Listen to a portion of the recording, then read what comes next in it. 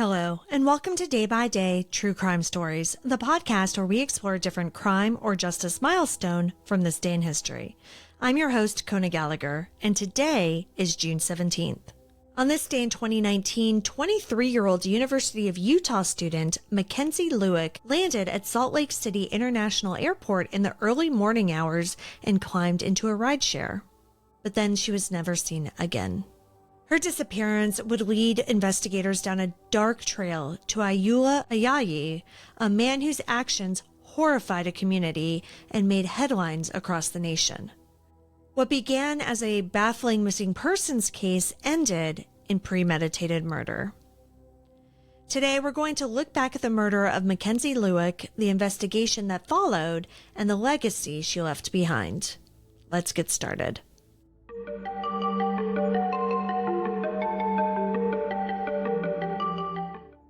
Mackenzie Lueck grew up in El Segundo, California. A bright and driven young woman, she graduated from El Segundo High School and joined the California National Guard before heading to Utah to pursue a degree in kinesiology and pre-nursing at the University of Utah. Friends described Mackenzie as warm, confident, and independent. She worked several jobs while in school and juggled an ambitious academic schedule. She was the kind of person who sent thank you notes and always remembered birthdays. Family was important to her, and so was building a life that she was proud of. In June 2019, she traveled back to California to attend her grandmother's funeral.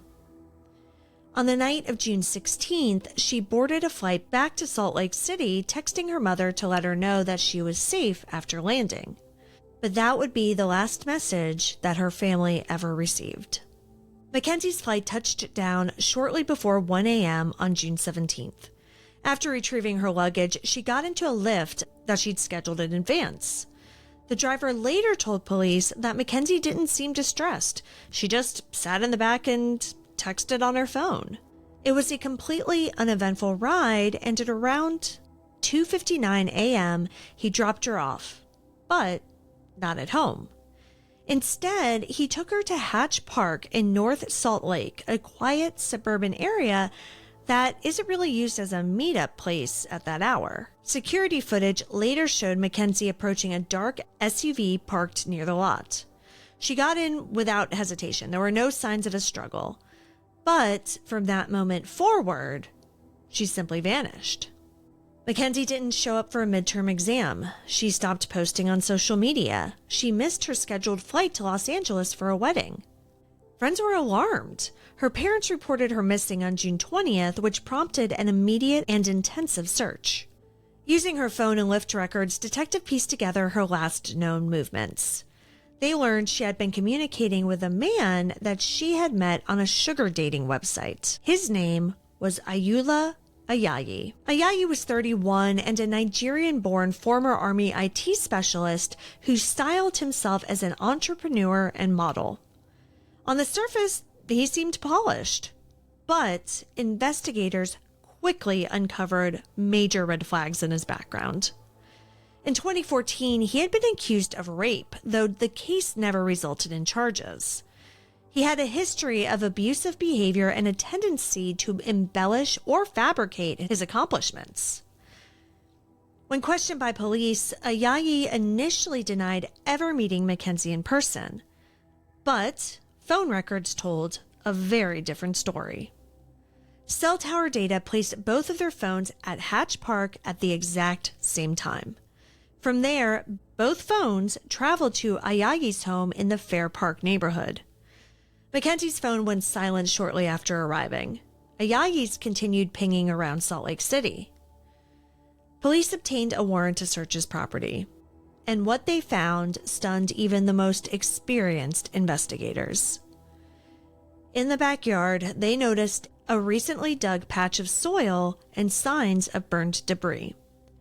When police interviewed them, neighbors said that they had seen Ayayi burning something in a fire pit just days earlier.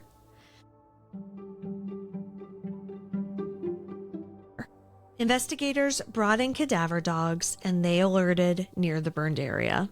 Inside, detectives discovered charred human tissue. Later DNA tests confirmed that it belonged to Mackenzie. Alongside the remains were fragments of personal items, a purse, a watch, and part of a cell phone. In the basement, they found a freshly cleaned carpet. Forensic testing revealed blood, and again, the DNA matched Mackenzie Lueck. Ayayi was arrested on July 3, 2019. He was charged with aggravated murder, kidnapping, obstruction of justice, and desecration of a human body. Ayayi eventually confessed to what he had done. He told police that he had arranged to meet Mackenzie at Hatch Park under the pretense of a romantic rendezvous. She willingly came to his house, but once inside, he tied her hands with zip ties and strangled her. He then took her body down to his basement. After that, he carried her back up and burned her remains in the backyard using gasoline and wood. When he realized the evidence might still be visible, he collected what was left and drove more than 80 miles to Logan Canyon, where he dug a shallow grave. The premeditation was undeniable. Ayayi had purchased gasoline in advance. He had planned the location. And disturbingly, investigators found a self-published book that he had written containing a fictional narrative about a man who lured women into the woods and murdered them. Rather than face a jury, Ayayi took a plea deal in October 2020. He pled guilty to aggravated murder and desecration of a body in exchange for removal of the death penalty. He also pled guilty to a separate charge of sexual assault from 2018. A woman who had seen his name in the news came forward to report that Ayayi had raped her after meeting online.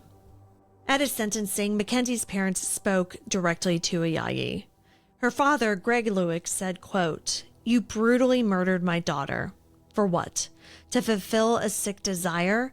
We trusted that she was safe out there. You destroyed that." End quote. Her mother, Diana, added, quote, "You are a monster. I hope you never see the outside of a prison wall again." End quote. Ayayi was sentenced to life in prison without parole. In the months after her death, Mackenzie's friends and family worked to ensure her memory lived on.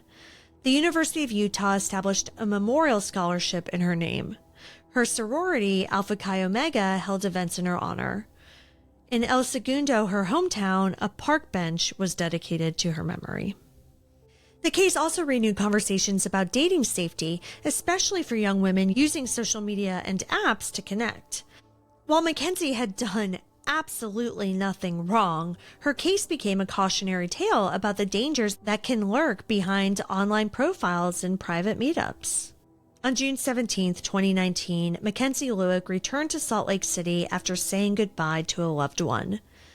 She was a daughter, a student, a friend, and a young woman who was filled with ambition and compassion. She thought she was meeting someone she could trust. Instead, she met a killer. Her life was stolen in the most brutal way, but her memory remains. Through the voices of her family, her community, and those committed to telling her story, Mackenzie Lueck continues to be remembered, not for the horror of her death, but for the light that she brought into the world. Thank you for joining me on today's episode of Day by Day True Crime Stories. If you found Mackenzie's story compelling, please subscribe, rate, and review this podcast. It'll help us grow. And be sure to join me again tomorrow as we explore another significant event in true crime history. Until then, stay safe and remember that behind every headline is a life worth remembering. Day by Day, True Crime Stories is a Little Monster production. Hey, you can do it!